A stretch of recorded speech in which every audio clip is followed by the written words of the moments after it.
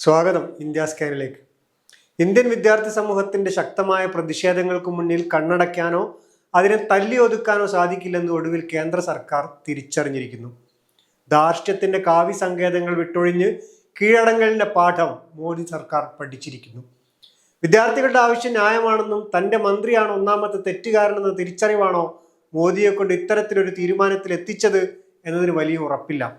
പക്ഷേ ഒരു ഉത്തരവാദിത്വമില്ലാതെ പ്രവർത്തിച്ചുകൊണ്ടേയിരിക്കുന്ന NTA എന്ന ഏജൻസിക്ക് ഇപ്പോഴും ഒന്നും സംഭവിച്ചിട്ടില്ല എന്നത് ഖേദകരമായ സംഗതി തന്നെയാണ്. ഭരണഘടനാപരമായ ഒരു ബാധ്യതയുമില്ലാത്ത ഈ പരീക്ഷാ ഏജൻസിയുടെ പിടിപ്പുകേടിനു കൂടി താനാണ് ഉത്തരവാദി എന്ന് തന്നെയാണ് ധർമ്മേന്ദ്ര പ്രധാൻ രാജി പ്രഖ്യാപിക്കുന്നത്. രാജ്യത്തെ സംബന്ധിച്ചിടത്തോളം ഇത് പ്രതീക്ഷയുടെ മുഹൂർത്തമാണ്.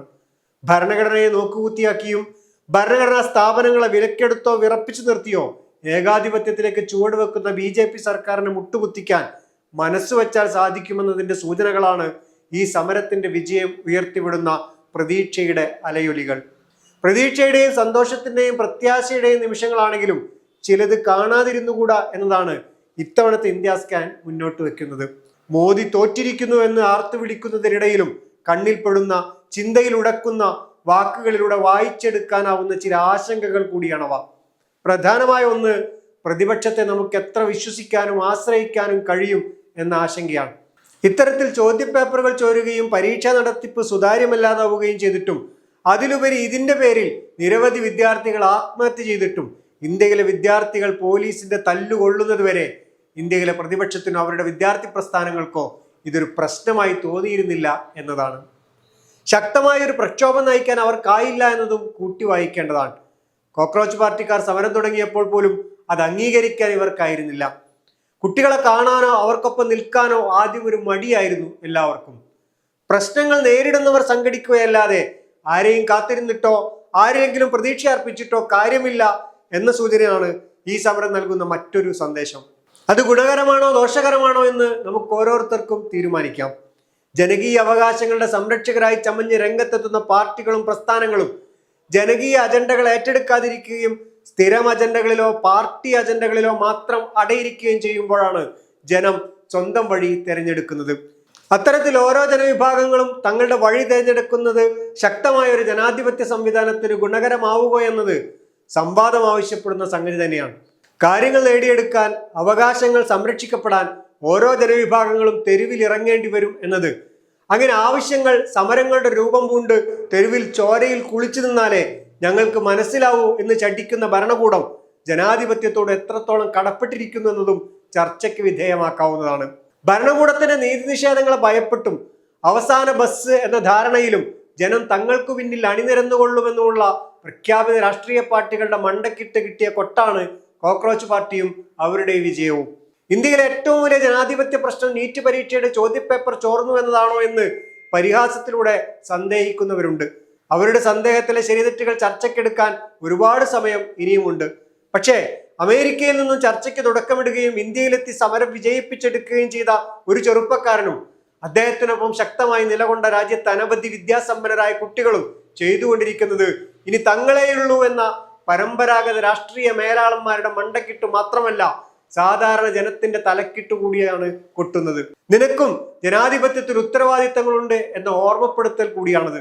നിങ്ങൾ പ്രതിനിധാനം ചെയ്യുന്ന സമൂഹം ഏതുമാവട്ടെ, വിദ്യാർത്ഥിയോ കർഷകനോ തൊഴിലാളിയോ സ്ത്രീയോ ദളിതനോ ന്യൂനപക്ഷമോ ആദിവാസിയോ ആരുമാവട്ടെ, ജനാധിപത്യത്തെ സംരക്ഷിക്കേണ്ടതും അവകാശ പോരാട്ടങ്ങളിലൂടെ ആർജവം തെളിയിക്കേണ്ടതും നിന്റെ കൂടി ബാധ്യതയാണെന്ന ഓർമ്മപ്പെടുത്തൽ കൂടിയാണ്.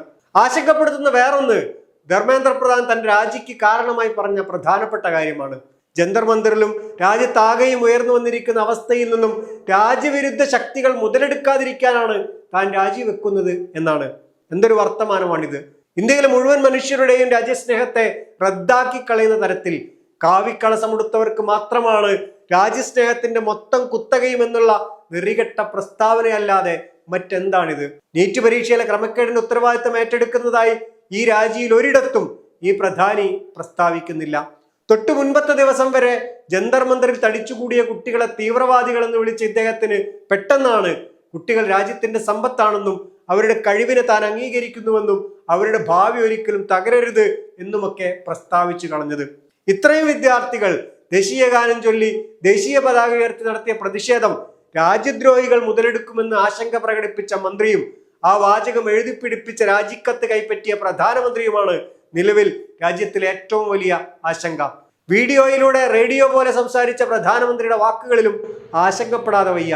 പേപ്പർ ചോർച്ചയെക്കുറിച്ചുള്ള കേസുകൾക്ക് അതിവേഗ കോടതികൾ, ഇതിനെ നേരിടാൻ നിലവിലെ നിയമത്തിൽ കടുത്ത വകുപ്പുകൾ ചേർക്കും, ഇതൊക്കെയായിരുന്നു പ്രധാനമന്ത്രി സംസാരിച്ചത്. അപ്പോഴും ഈ കണ്ട കാലം മുഴുക്കെ സംഭവിച്ച ചോർച്ചയുടെ ഉത്തരവാദിത്വം ആർക്ക് എന്ന ചോദ്യത്തിന് ഉത്തരമില്ല. BJP സർക്കാർ തട്ടിക്കൂട്ടിയ NTA എന്ന സംവിധാനത്തിന്റെ പ്രസക്തിയെക്കുറിച്ചോ പരാജയത്തെക്കുറിച്ചോ ഒരു വാക്കും എവിടെയുമില്ല. ഇനിമേൽ ഇത്തരം ചോർച്ചകളും വിദ്യാർത്ഥി ആത്മഹത്യകളും തടയാൻ എന്ത് നടപടികൾ ഉണ്ടാവുമെന്നതിനെ കുറിച്ചും ഒരക്ഷരമില്ല. ഇനി പറയാനുള്ളത് മുസ്ലിങ്ങളെ കുറിച്ചാണ്. ഇത്തരത്തിലൊരു സമരം ഡൽഹിയിൽ അരങ്ങേറാൻ പോകുന്നുവെന്ന് കേട്ടപ്പോഴേ മുസ്ലിം സംഘടനാ നേതാക്കൾ യുവാക്കളോട് ആ വഴിക്കേ പോകരുത് എന്നാണ് നിർദ്ദേശം കൊടുത്തത്. ഒറ്റനോട്ടത്തിൽ ഭീരുത്വം എന്ന് വിളിക്കാമെങ്കിലും കഴിഞ്ഞ കാലത്തെ അനുഭവങ്ങൾ മുസ്ലിം സമൂഹത്തിന് സമ്മാനിച്ച തിക്തമായ ഓർമ്മകളാവാം അവരെ കൊണ്ട് അങ്ങനെ പറയിപ്പിച്ചതെന്ന വാദത്തിനും പ്രസക്തിയില്ലാതില്ല. ജന്തർ മന്ദറിൽ സമരം കഴിയുമ്പോൾ മാധ്യമങ്ങളിലൂടെ പുറത്തു വന്ന 2 വാർത്തകൾ മായാതെ തന്നെ നിൽക്കുന്നുണ്ട്. ഒന്ന്, അസമിലെ ലഖിംപൂർ ജില്ലയിൽ ജന്തർ മന്ദറിലെ പ്രതിഷേധത്തോട് ഐക്യദാർഢ്യം പ്രഖ്യാപിച്ച് വാട്സാപ്പിലൂടെ പ്രതിഷേധത്തിന് ആഹ്വാനം ചെയ്ത 3 മുസ്ലിം ചെറുപ്പക്കാരെ അറസ്റ്റ് ചെയ്തു എന്ന വാർത്തയാണ് ഒന്ന്.